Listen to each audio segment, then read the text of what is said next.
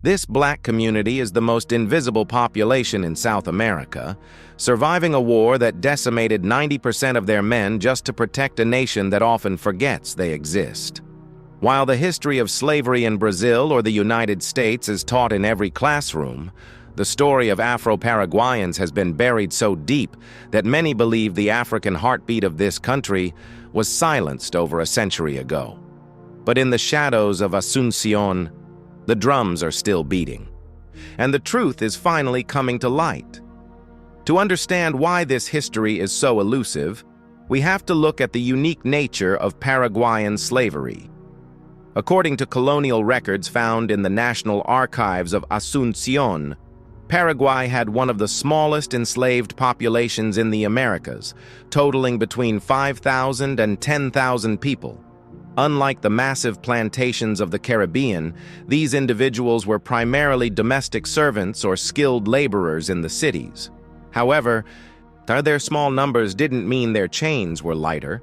A significant shift occurred in 1842. Under the presidency of Carlos Antonio López, Paraguay passed the Ley de Libertad de Vientres, or the Law of the Freedom of Wombs. This law decreed that children born to enslaved mothers were legally free, yet it was a slow, painful path toward the ultimate abolition of slavery in 1869. But before that freedom could truly take root, a catastrophic event nearly erased the entire black population from the map. In 1864, the Triple Alliance War broke out, pitting Paraguay against the combined forces of Brazil, Argentina, and Uruguay. It remains the deadliest conflict in South American history. Historical archives from the Paraguayan military show that Afro-Paraguayans were drafted in massive numbers, forming the backbone of the Batallones de Pardos y Morenos.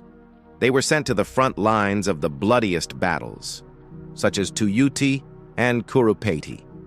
As documented in the 1870 post-war census, the male population of Paraguay was almost entirely wiped out, and the Afro-Paraguayan community suffered a near-total collapse.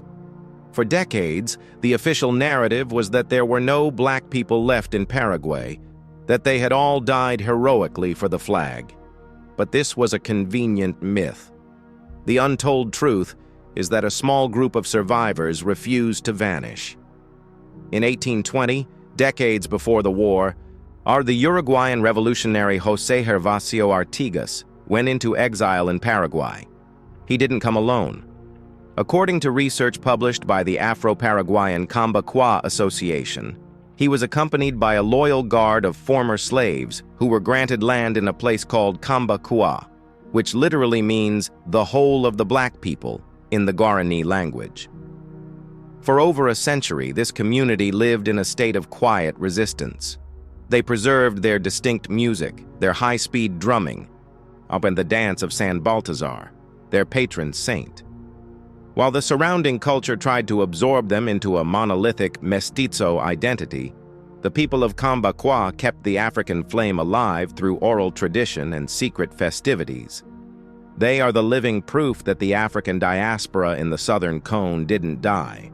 It simply learned to survive in silence. The payoff of this history is a powerful lesson in cultural stubbornness.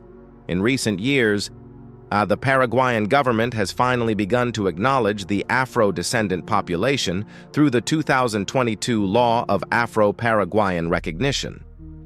It is a reminder that a community's history is not defined by how many people are in it, but by how hard those people fight to be remembered. The story of the Afro-Paraguayan is not a story of a lost people. It is the story of a people who were never lost. They were simply waiting for the rest of the world to catch up to their rhythm. I want to hear from you. Why do you think the smallest enslaved populations are often the ones the history books try to erase the most? Is it easier to ignore a community when you can claim they disappeared in a war? Drop your thoughts in the comments. I'm reading every single one. If this hidden chapter of South American history opened your eyes, hit that like button and share this with someone who thinks they know everything about the African diaspora. Follow this page for more hidden narratives and the African tales that the world tried to keep in the dark.